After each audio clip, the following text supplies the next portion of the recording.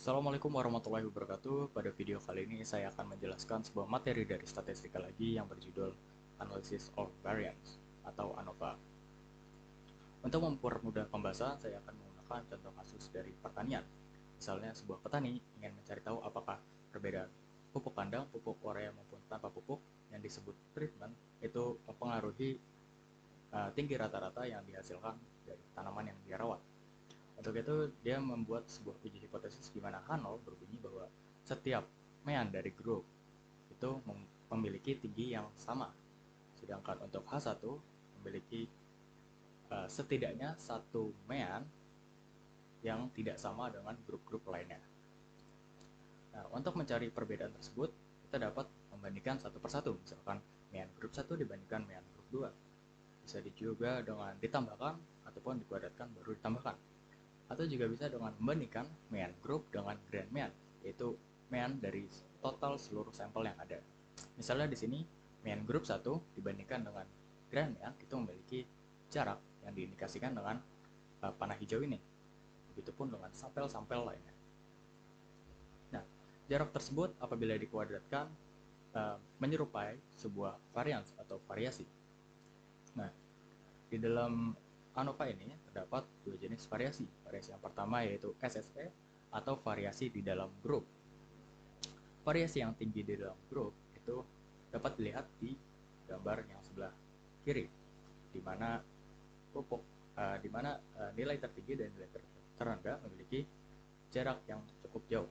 Sedangkan untuk variasi yang rendah di dalam grup itu lebih compact, di mana jarak antara titik tertinggi dan titik terendah itu lebih sedikit juga.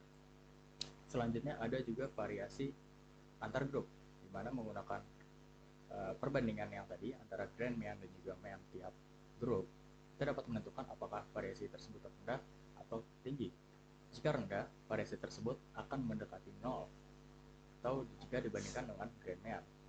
Sedangkan variasi tinggi antar grup dapat dilihat di sini bahwa jarak panah hijau ini semakin tinggi pula.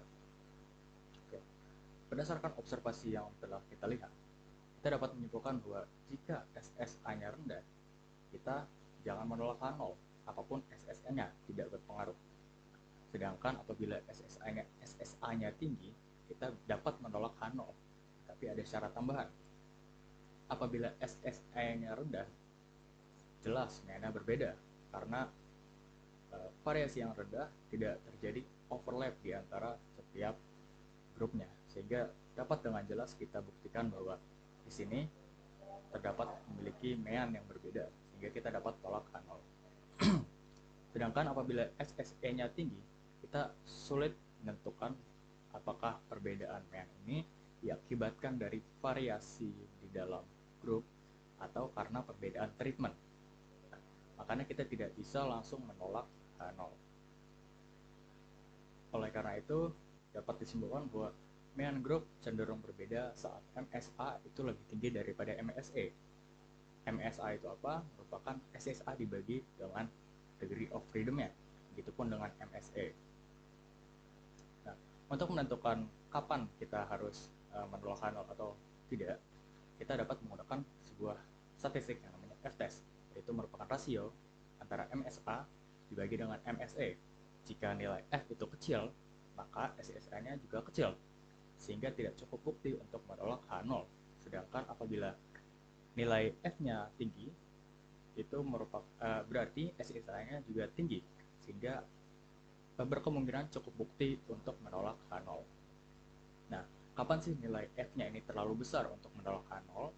Itu dapat kita lihat dari critical value yang ada di F-test table. Nilai yang ada di F-test table itu dapat kita tentukan dengan degree of freedom dari masing-masing MSA dan juga MSE.